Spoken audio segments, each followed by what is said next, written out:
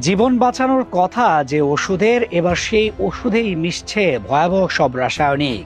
Antibiotic tablet ও ক্যাপসুলে আসল উপাদানের বদলে ব্যবহার করা হচ্ছে শিল্প কারখানার রং, ট্যালকম পাউডার, চক সহ নানা ক্ষতিকর উপাদান।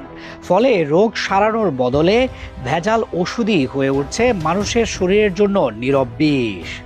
সবচেয়ে ভয়াবহ বিষয় হলো নকল অ্যান্টিবায়োটিকে প্রয়োজনীয় সক্রিয় উপাদান না থাকায় শরীরের জীবাণু ধ্বংস হয় না, বরং ধীরে ধীরে তৈরি হয় অ্যান্টিবায়োটিক রেজিস্ট্যান্স।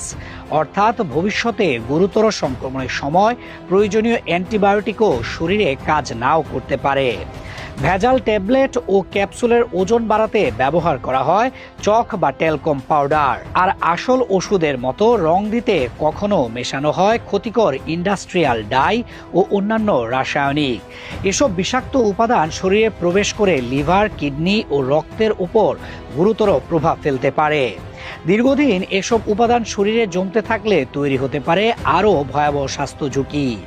শুধু তাই নয়, ভেজাল অ্যান্টিবায়োটিক খেয়ে রোগের প্রকৃত চিকিৎসা না হওয়ায় সংক্রমণ আরও জটিল হয়ে উঠতে পারে। বিশেষ করে ক্যান্সার বা অন্য জটিল রোগে আক্রান্ত রোগীদের ক্ষেত্রে নকল অ্যান্টিবায়োটিকের প্রভাব আরও ভয়াবহ হতে পারে, কারণ ঔষধ কাজ না করায় সংক্রমণ দ্রুত ছড়িয়ে পড়ার ঝুঁকি থাকে। তবে সবচেয়ে উদ্বেগের বিষয়, নকল ঔষধ দেখতে হুবহু আসল ঔষধের মতোই, ফলে সাধারণ মানুষের পক্ষে শুধু চোখে দেখে তা শনাক্ত করা কঠিন। প্যাকেটের সিল, মেয়াদ, প্রস্তুতকারক প্রতিষ্ঠানের নাম ও অন্যান্য তথ্য সবই যেন একেবারে আসল অ্যান্টিবায়োটিক ক্যাপসুলের মতো।